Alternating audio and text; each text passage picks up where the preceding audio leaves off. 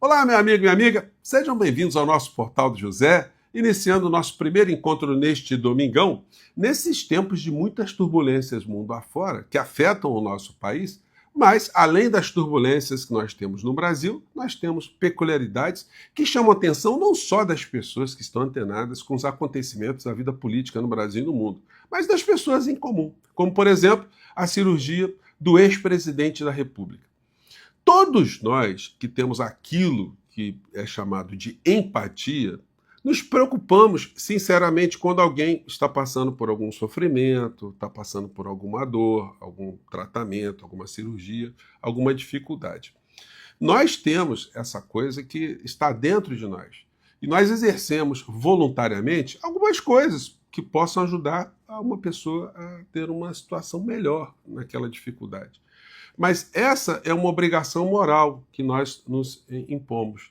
Mas algumas pessoas, além de uma obrigação moral, têm uma obrigação jurídica, têm uma obrigação política e têm responsabilidades se não cumprirem esse dever. Isso aconteceu no período da pandemia aqui no nosso país. E causou em todos nós, independentemente de você ter uma formação jurídica, você entender alguma coisa de direito, isso despertou em todos nós uma grande surpresa, um estarrecimento, um inconformismo, uma indignação de vermos alguém que estava ocupando um posto-chave de presidente da República virar as costas para o povo brasileiro de uma maneira em geral, causando consequências que nós vimos e que, infelizmente, os grandes veículos de comunicação não ressaltaram para chamar a atenção da responsabilidade que o mandatário tinha em relação à saúde de todos nós. E, para piorar tudo isso, infelizmente, até hoje o Procurador-Geral da República, que está fazendo um trabalho muito correto em relação à acusação contra o crime de Bolsonaro por golpe de Estado, ou por tentativa de golpe de Estado, simplesmente varreu essa história para baixo do tapete. Só que esse tapete pode ser levantado e essa história tem que ser retirada debaixo desse tapete. Porque essa criatura, que nós esperamos que saia muito bem desse processo de cirurgia, ele não pode sair bem da responsabilização jurídica por tudo que ele fez contra o povo brasileiro. Então nós ficamos com esse sentimento ambíguo.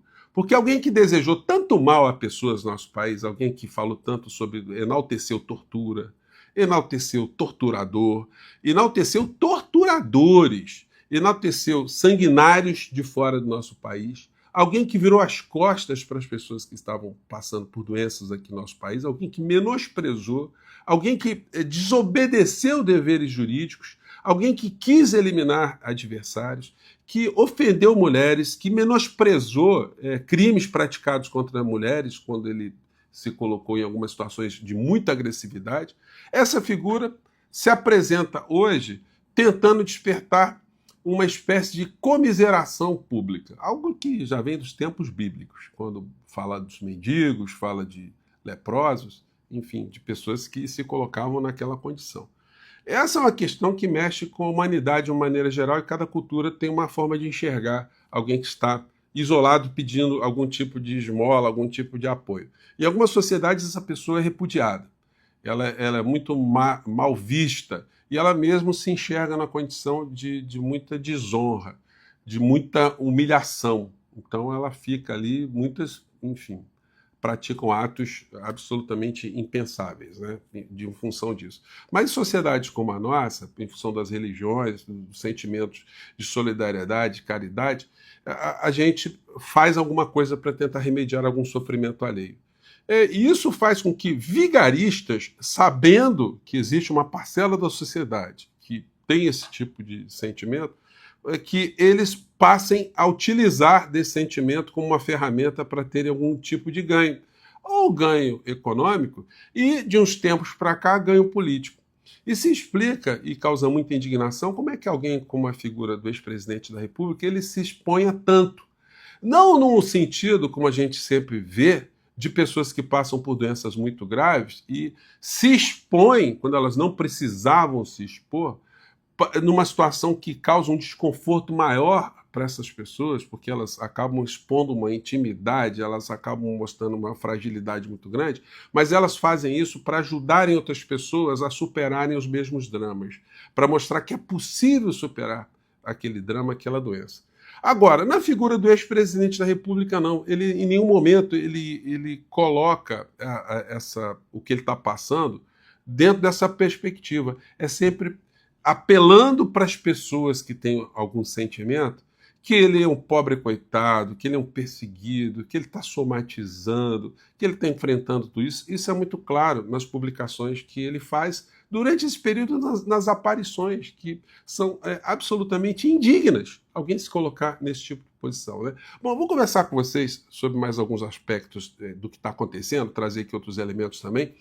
Mas antes de mais nada, eu não posso me esquecer de convidar você que está chegando agora ao nosso portal, ainda não é inscrito, não nos conhecia, para que, em primeiro lugar, você se inscreva aqui conosco e conheça também os nossos outros vídeos. Compartilhe, recomende, venha participar aqui das nossas atividades. Se puder, se inscreva também no nosso clube de membros, tá legal? Você aqui é muito bem-vindo e muito bem-vindo. Bom, eu quero retomar essa história toda, mas eu quero fazer uma ligação aqui com coisas do mundo real.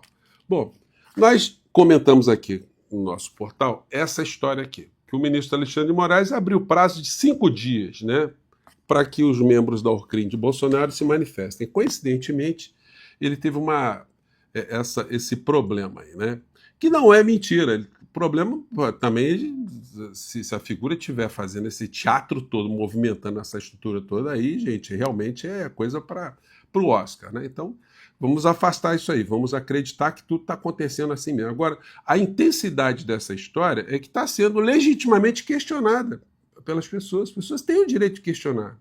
E até por conta da dessensibilização que uma parcela da sociedade brasileira tem passado nos últimos tempos.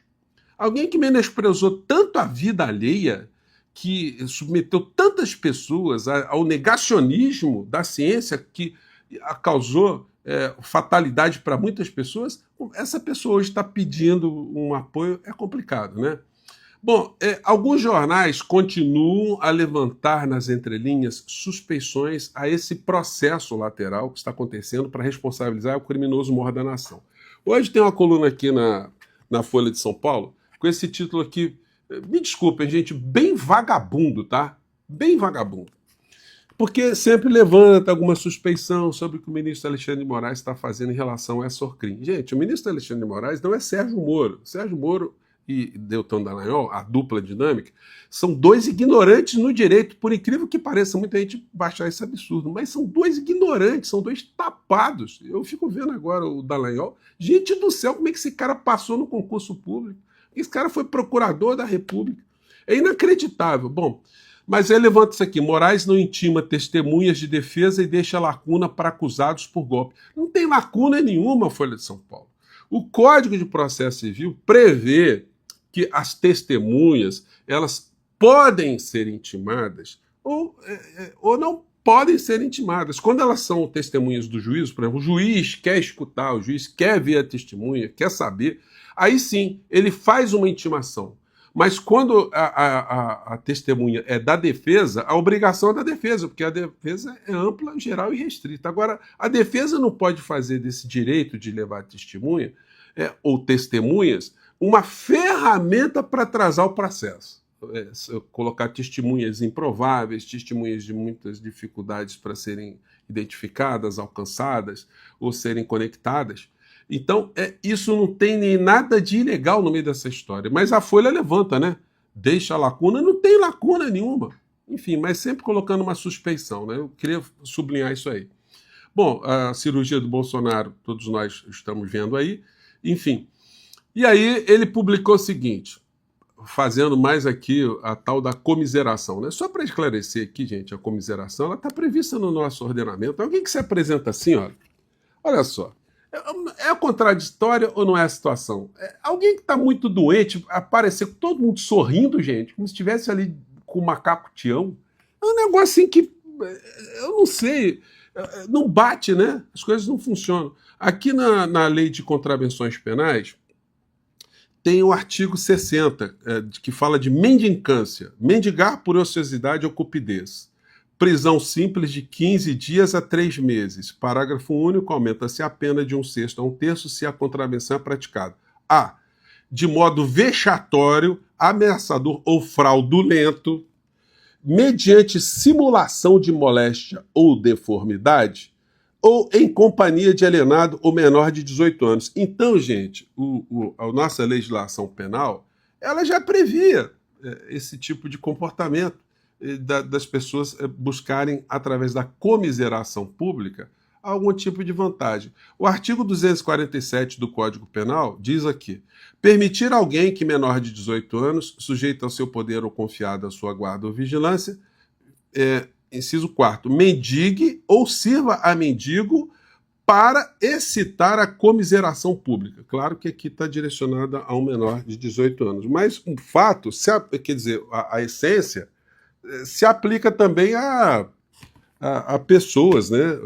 Eu quero mostrar para vocês aqui que esse tipo de exploração já foi detectada pelo legislador brasileiro lá atrás, né?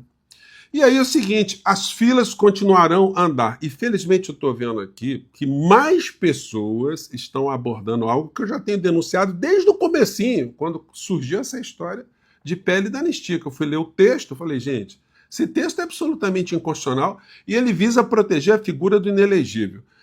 Na coluna do Reinaldo Azevedo, ele levantou uma questão que está sendo mais reverberada também. Quanto mais pessoas vão chamando a atenção, melhor, né? E ele falou o seguinte, vou compartilhar aqui com vocês para mostrar a pilantragem de mais um pastor político, vigarista, porque não tem como a gente dizer que isso não é vigarista, né? Vamos ver o que aconteceu aqui, vamos lá. O presidente Bolsonaro tem falado. Ele mostra aqui, gente, uma fala do Sóstenes Cavalcante, depois ele comenta. Consequência, não precisa de anistia para mim. Essa é a fala do próprio presidente Bolsonaro. Então, assim, está claro que a nossa luta, liderada pelo presidente Bolsonaro, sempre foram pensando nessas pessoas que estiveram lá no 8 de janeiro. Não, nossa luta sempre foram, não. Aí já é estuprar a língua. Nossa luta sempre foi. Né? As pessoas aí não são sujeito. Não, é mentira. É mentira. O projeto adotado, o substitutivo do Rodrigo Valadares, do União Brasil de Sergipe, diz o seguinte, que ficam anunciados todos os manifestantes de 30 de outubro de 2022 ao dia de entrada em vigor desta lei. Não minta. É muito feio isso. Aliás, pastor pode mentir? Não, eu sei que mente. Pastor mente, padre mente, rabino mente. Ô, Reinaldo, só um detalhe, não, tá? Na Bíblia, o mentiroso é o diabo, né? O diabo é o pai da mentira, né? Então, vamos lá. A anistia de que trata o caput compreende crimes políticos e os conexos, a partir de 30 de outubro.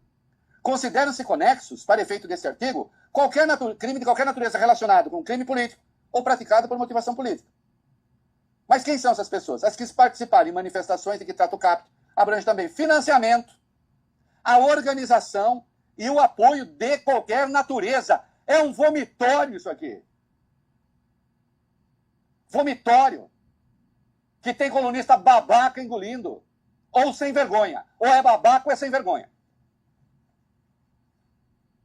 Ah, não tolera divergência? Estão anistiando golpistas. Por esse texto se anistiam todos. Então, inclusive aqueles que fizeram o plano para matar o presidente, o vice e o ministro. É o que eu falei com vocês aqui várias vezes e eu vejo com muita satisfação. Hoje, vários textos em jornais neste domingão estão começando a falar disso e a gente tem que denunciar isso. Esse projeto de lei de anistia é um projeto picareta para salvar esse criminoso que faz comiseração e se expõe à comiseração pública para ganhar a peninha das pessoas, para ver se no final da história ele será aliviado pelo ministro Alexandre de Moraes no relatório dele, que vai pedir certamente a condenação apenas cabeludas para essa crime toda. Mas isso não vai funcionar. Que a figura do inelegível passe por essa história muito bem, que ele fique com a saúde bem restabelecida, para poder responder pelos crimes que praticou contra o povo brasileiro. E aí não é vingança, a isso se dá o nome de justiça. E a justiça dentro dessa perspectiva das pessoas que têm uma racionalidade, têm uma humanidade, mas sabem que punir alguém que praticou um crime faz parte do processo civilizatório para a gente ter uma sociedade que a gente possa respirar, né? Gente, eu fico por aqui, mais tarde a gente volta. Um grande abraço, mande seu comentário. Tchau!